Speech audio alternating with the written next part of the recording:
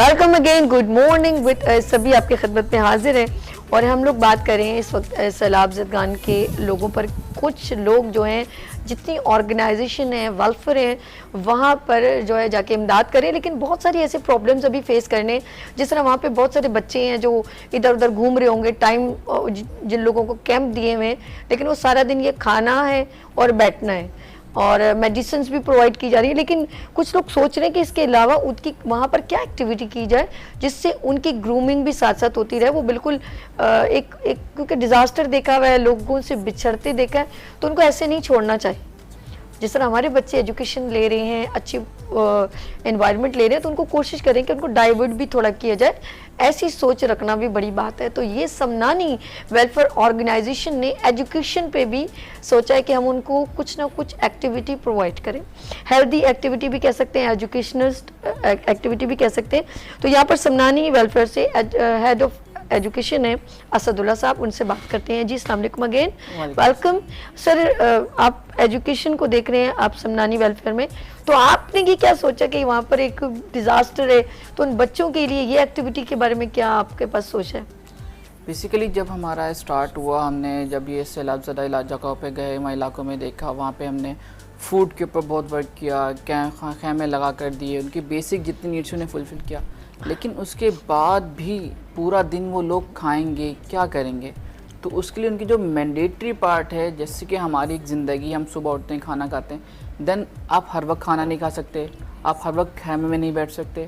तो कुछ ना कुछ ऐसा होना चाहिए ताकि वो जो बच्चे वहाँ के, वो थोड़ा सा उनमें एजुकेशन गेन करें, ताकि उनका टाइम अच्छा स्पेंड हो और ये खौफनाक जो एक इनके साथ डिजास्टर, वो इतना बड़ा उनके साथ एक डिजास्टर का टाइम गुजरा, पीरियड गुजरा है। क्योंकि जब हमारा वहाँ पे, मेरा तो काफ़ी ज़्यादा टाइम वहाँ पे स्पेंड हुआ, तो मैंने देखा कि खाना खाते हैं और बैठ जाते हैं और सोचते रहते हैं।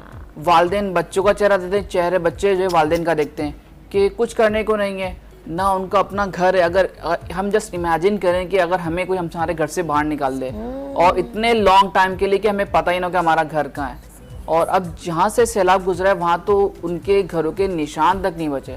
उन्हें ये भी नहीं पता कि हमारी ज़मीन थी कहाँ पे, जिसके लिए वो कभी सोचें कि हम वहाँ जाएंगे, दोबारा अपने को रीएस्टेब्लिश करेंगे। उनके पास तो ऑप्शन ही आई थिंक नहीं बचा, क्योंकि उन्हें पता ही नहीं कि हमारी ज़मीन कहाँ थी, हमारा घर कहाँ था। तो एटलीस्ट जब ने भी टेन्योर के लिए वो सेफ साइड पर हैं, तो एटलीस्ट वहाँ पे वो अपनी एजुकेशन थोड़ी गेन करें, एटलीस्ट इतनी तो गेन करें कि उनमें थोड़ा सा शऊर आ सके। क्योंकि अभी रिसेंटली काफ़ी सारे वाक़यात होते जा रहे हैं ये सैलाब ज़दा इलाकों पे। कुछ लोग कह रहे हैं हमारे ट्रक्स लूट गए, कुछ कह रहे हैं वहाँ जाते हैं बांटने के लिए तो लोग हम पे अटैक कर देते हैं। क्योंकि ये थोड़ा सा डिसिप्लिन इसलिए भी है कि वो डिप्रेशन में बहुत ज़्यादा है, उन्हें समझ नहीं आती कि आज कोई आए ट्रक लेकर तो कल आएगा नहीं आएगा। तो ये भी इंसान का एक नफ्सी अमल है। तो एटलीस्ट वहाँ पे अगर कोई हम 2 या 3 खैमे ऐसे लगा दें ताकि जिसमें छोटे बच्चों को सेपरेट कर लें और उससे बड़ी एज वाले को सेपरेट करें, थोड़ी सी एजुकेशन दे सकें, उन्हें ट्रेनिंग दे सकें बेसिकली कि बेटा इस माहौल के अंदर भी किस तरह रहा जाता है, किस तरह डिजीज से बच सकते हैं।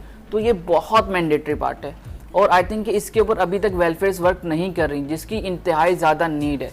क्योंकि अगर इसको एज ए कम्पेयर करें तो ये बिल्कुल उनके लिए एक स्टार्टिंग है, बिगनिंग है, दोबारा से बिल्कुल वो ज़ीरो पे खड़े हैं, जहाँ उनके पास ना खाने के लिए कुछ है, ना पहनने के लिए कुछ है, ना रहने के लिए जगह है, ना एजुकेशन सिस्टम है, ना उनके पास हॉस्पिटल्स हैं, मैटरनिटी और प्लस किसी किस्म की कोई डिस्पेंसरी उनके पास मौजूद नहीं। अगर कोई कैंप लगाता है 1 दिन 2 दिन के लिए, देन उसके बाद वहाँ से चला जाता है। तो एटलीस्ट गवर्नमेंट को चाहिए कि हम इसमें सपोर्ट करें। हम वहाँ पे चीज़ें स्टैब्लिश करने चाहते हैं, तो इसमें हमें उनकी नीड बहुत ज़्यादा है, क्योंकि हमें स्पेस चाहिए होगा वहाँ पे और बहुत एक भारी अमाउंट में चीज़ें वहाँ पे करनी पड़ेंगी, ताकि वहाँ के लोग कुछ टाइम जितना वो गुजार सके, बेहतर तो गुजार सके वहाँ पर। ताकि हम अक्सर ये देख रहे होते हैं वहाँ पे लोग की डेथ रेट बहुत बढ़ता जा रहा है। उसकी वजह क्या है कि लोग बीमार होते हैं, हमने मेडिसिन दी, उनकी अवेयरनेस नहीं है। क्योंकि वो गांव के लोग, आपको पता है पहले से, वो ज़्यादातर मेडिसिन को एंजॉय नहीं करते, वो बहुत ही हेजिटेट होते हैं मेडिसिन को देखकर। तो जब उन्हें अवेयरनेस दी जाएगी कि ये आपके लिए यूज़फुल है, इन्हें लगाएं। हम ट्यूब्स दे के जाते हैं तो लोग कुछ लगाते हैं, उसके बाद फेंक देते हैं, उन्हें पता ही नहीं इसको यूज़ क्या करना है, उन्हें कहाँ सेव करना है। अब टैबलेट्स आपने दी, उन्होंने खोल के रख दी, उन्होंने मॉइस्चर गेन कर लिया। तो ये सब उन्हें अवेयरनेस देने की बहुत ज़्यादा नीड है। इसके लिए कैंप्स लगाने चाहिए। बेसिकली सबसे पहले ये कि अगर उनकी एजुकेशन करेंगे तभी तो उनमें अवेयरनेस आएगी, वो आपकी बात समझ सकेंगे। और बहुत सारे हमारे यहाँ के माशाल्लाह काफ़ी अच्छे लोग होते हैं, वेल एजुकेटेड, वहाँ जाते हैं, उन्हें डिलीवर करते हैं, लेकिन लैंग्वेज प्रॉब्लम आता है। अगर हम जब तक एजुकेशन नहीं बनाएंगे, जब तक इस बैरियर को क्रॉस नहीं करेंगे, हम आगे नहीं बढ़ सकते, क्योंकि हम उन्हें एक हाथ पे सपोर्ट कर रहे हैं लेकिन वो हमारे से ले नहीं सकते, उसकी वजह के कि हमारे उनके ज़माने में एजुकेशन बैरियर बहुत ज़्यादा है। हम एक इलाके में गए बदीन से आगे, तो वहाँ उनकी जो नॉर्मल लैंग्वेज है वो यूज़ कर रहे हैं और हम उर्दू बोल रहे हैं, तो अब प्रॉब्लम है ना कि हम उन्हें कैसे कन्विंस करें किस चीज़ के लिए। अब जाहिर सी बात है, जब वहाँ पे एक एजुकेशन सिस्टम होगा, वो लर्न करेंगे, उर्दू बोलना प्रॉपर तरीके से सीखेंगे, इंग्लिश की अंडरस्टैंडिंग करेंगे, ताकि वो जो भी आपके वाउचर के ऊपर लिखा है, कुछ भी आप लिख कर दें, वो समझ तो सकें एटलीस्ट। तो वहाँ पे एजुकेशन की इंतहाई ज़्यादा नीड है। तो बस आप ये समझ लें कि ये बिल्कुल बेसिक से आपकी री एजुकेशन वहाँ पे सिस्टम स्टार्ट हो रहा है। तो एटलीस्ट मुझे ऐसा लगता है कि जो हमारे कराची के अंदर माशाल्लाह बहुत अच्छे अच्छे ग्रुप्स हैं बड़े बड़े एजुकेशन के, उन्हें चाहिए कि वहाँ पे अपने कैंप स्टार्ट करें। उन्हें चाहिए कि बेसिक जो हम मॉन्टेसरी में बच्चों को सिखाते हैं ना, एटलीस्ट आप वो चीज़ें वहाँ पे सिखाएं, एक्टिविटीज़ करवाएं उन्हें, ताकि वो बच्चे डिप्रेशन का शिकार हैं, वो इंतहाई ज़्यादा डिप्रेस्ड हैं, मतलब आप उनके चेहरे पे स्माइल्स नहीं देखेंगे। मतलब उन्हें कि आप सिंपल सी बात है, अगर हम किसी बच्चे का टॉय ले लेते हैं तो वो इतना ज़्यादा गमगीन होता है, अगर हमसे पूरा घर ही ले लें उसका तो बताएं, मतलब उनके तो टॉयज, उनके वो एनिमल्स थे, अब वो जिंदा ही नहीं है। और एक साहब ने तो ये बताया कि मतलब वो एक उनका बच्चा था, वो उनकी बकरी से बहुत मोहब्बत करता था। अब वो जब बड़ी मुश्किल में वहां से निकले तब वो अपनी बच्चे को तो लेकर आ गए, अब जाहिर सी बात है जानवर को लाना कैसे मुमकिन रहता है पानी के अंदर, तो बेचारा रोता है, उस बकरी को याद करता है। अब जाहिर सी बात है वो कब तक याद करता रहेगा, जब तक फ्री टाइम है। अगर हम उन्हें कहीं पे इंगेज नहीं करेंगे, उन्हें एक्स्ट्रा कोई चीज़ें नहीं देंगे, तो ये मामला तो चलता रहेगा। बिल्कुल, बहुत शुक्रिया आपने इतना, मैं सोचों में पड़ गई कि समनानी वेलफेयर ने ये सोचा कि अब इन्होंने विजन ऐसा दिखाया और अवेयर किया हमें।